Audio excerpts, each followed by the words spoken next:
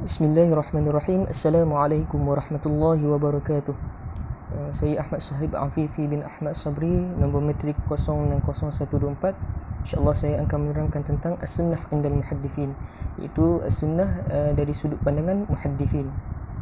Istilah al-muhaddithin lis-sunnah kullu ma uthira 'anil nabiy sallallahu alaihi wasallam min qawlin aw fi'lin aw taqririn aw siratin aw sifatin khalqiyyatin aw khuluqiyyatin sawa'un akana dhalika qabla al-bi'atsah am ba'daha.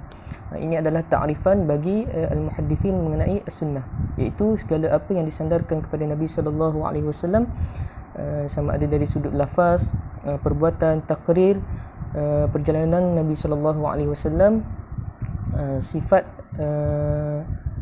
peribadi Nabi, akhlak Nabi, sama ada ianya sebelum kenabian ataupun selepas kenabian. Baik, orang-orang hadis ini iaitu ulama-ulama hadis, mereka memberi perhatian kepada seluruh kehidupan atau peribadi Nabi sallallahu alaihi wasallam.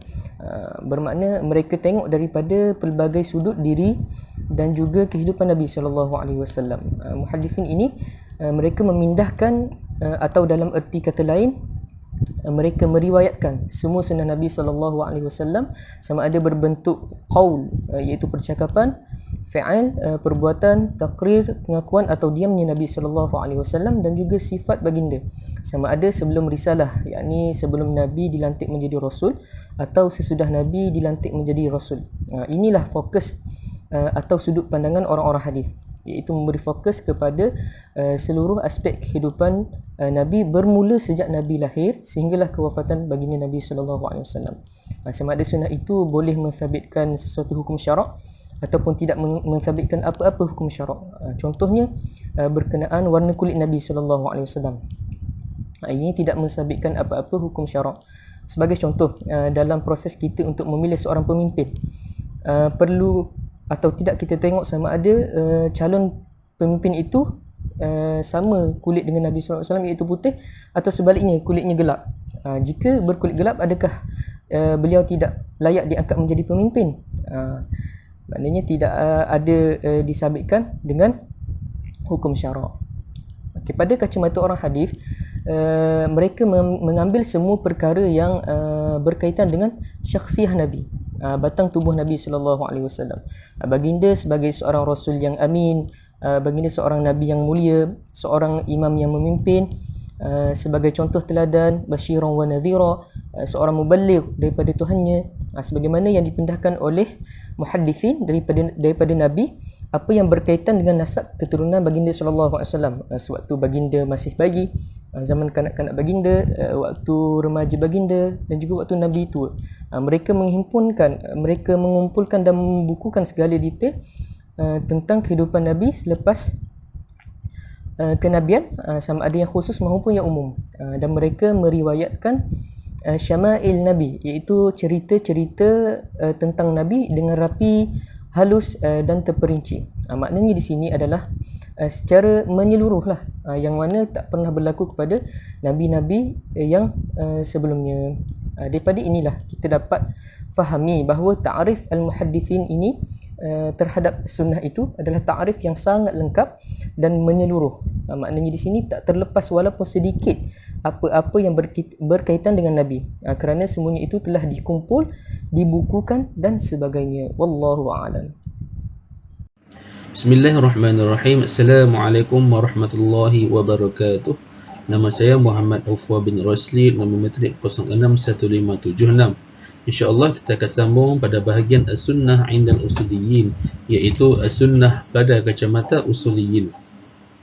Ulama usul fiqh mementingkan aspek perundangan dalam apa yang ditelusuri dari Nabi Muhammad sallallahu alaihi wasallam, kerana baginda merupakan pengubal undang-undang untuk memutuskan peraturan untuk ulama mujtahid dan menjelaskan kepada mereka dasar-dasar pengambilan dalil dan cara istimad hukum dari dalil umum. Dan kajian mereka terhadap sunnah, iaitu kajian ulama usul fiqh ini, adalah dari segi ia sebagai sumber perundangan yang diperoleh daripada hukum secara menyeluruh, yang mana ia dibina di atasnya cabang-cabang fiqh. Maka ulama usul fiqh ini yang mereka fokuskan adalah secara umum dan bukannya secara detail, iaitu secara terperinci. Dan hukum-hukum sebeginilah yang diambil oleh ahli fiqh untuk mengistimbatkan hukum hakam furu' daripada dalil-dalil yang disebut secara terperinci.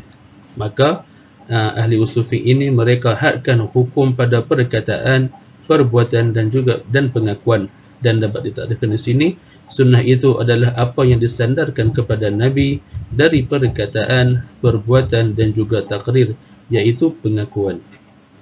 Assalamualaikum warahmatullahi taala wabarakatuh. Saya Muhammad Nurul Salihin bin Mazli Fairuz, Muhammad 059257.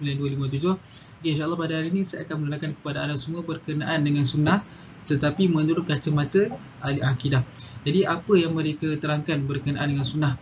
Di sini mereka mengatakan bahawa sunnah adalah merujuk kepada apa yang ditunjukkan oleh Nabi SAW daripada perkara ataupun prinsip-prinsip agama. Sama ada benda tersebut berkaitan dengan ilmu, sama ada benda tersebut berkaitan dengan perbuatan ataupun petunjuk, sama ada benda tersebut berkaitan juga dengan apa yang telah disyariatkan yang diakui oleh Nabi SAW. Bertentanganlah dengan bid'ah, bertentangan dengan perkara-perkara yang baru dalam agama. Dan juga di sini sunnah bagi mereka apa yang telah diikuti oleh para salaf 3 kurun yang pertama. Kalau kita tengok di sini, orang yang mengikuti kepada sunnah Nabi SAW, mereka akan mengikuti kepada petunjuk Nabi SAW daripada prinsip-prinsip agama dan juga manhaj yang telah difahami, yang mana telah diamalkanlah oleh Nabi SAW. Mereka inilah orang yang digelar sebagai fulanun ala sunnah, orang yang mengikuti kepada sunnah. Manakala orang yang berbuat sebaliknya, yang bertentangan dengan apa yang Nabi ajarkan, mereka ini dikenal sebagai fulanun ala bid'ah, orang yang mengikuti kepada bid'ah. Dan ketika mana munculnya bid'ah, ketika mana munculnya orang yang mengikuti hawa nafsu mereka, ketika mana munculnya peperangan setelah kewafatan Sayyidina Uthman bin Affan, maka salaf 3 kurun pertama ni mereka berhati-hatilah dalam perkara agama. Mereka membezakanlah di antara orang yang mana mengikuti kepada sunnah dengan orang yang mana mengikuti kepada hawa nafsu ataupun kepada bid'ah. Mereka berhati-hatilah dalam perkara tersebut. Jadi kita dapat lihat ulama setelah itu, setelah kurun mereka 3 kurun pertama ni, mereka telah mengarang kitab yang mana membawa kepada tajuk sunnah lah. Dalam itu mereka menulislah berkenaan dengan masalah-masalah akidah, berkenaan dengan prinsip-prinsip agama, berkenaan dengan perkara-perkara yang mereka tolak daripada bid'ah. Jadi supaya tidak berlakulah permasalahan yang lebih besar dalam kalangan masyarakat yang mereka tidak tahulah tentang perkara bid'ah secara betul. Jadi antara kitab yang dikarang adalah As-Sunnah di Imam Ahmad bin Hanbal, As-Sunnah di Abi Bakar bin Athram, As-Sunnah di Ibni Abi Asim, As-Sunnah di Muhammad bin Nasri Al-Marwazi, As-Sunnah di Ahmad bin Muhammad Al-Khalal, dan yang terakhir adalah Sharh Sunnah di Abi Ja'far At-Tabari. Seterusnya Hasan Al-Basri dan juga Sufyan Al-Thawri telah mentafsirkan surah Al-Quran ini, yang mana berbunyi summa ja'alnaka ala syari'atin minal amri fattabi'ha, yang bermaksud kami telah menjadikan kepada kamu syariat, telah menjadikan kamu syariat daripada satu perkara, maka ikutilah. Jadi Hasan Al-Basri dan juga Sufyan Al-Thawri telah mentafsirkan ini, yang mana mereka mengatakan bahawasanya apa yang perlu diikuti di sini adalah sunnah ataupun apa yang diajarkan oleh Nabi SAW.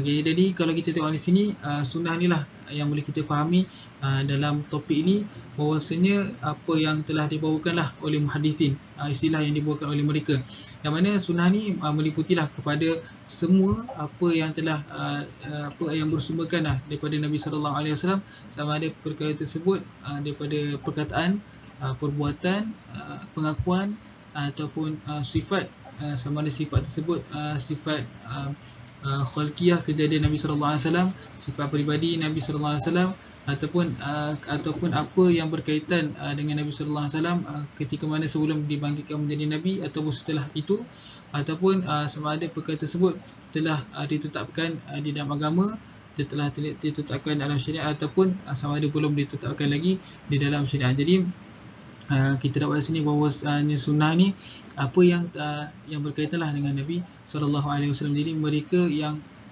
bertentangan dengan apa yang Nabi ajarkan, mereka tidak mengikuti kepada sunnah Nabi SAW. Jadi setakat itu daripada saya. Wallahu ta'ala a'la wa a'lam.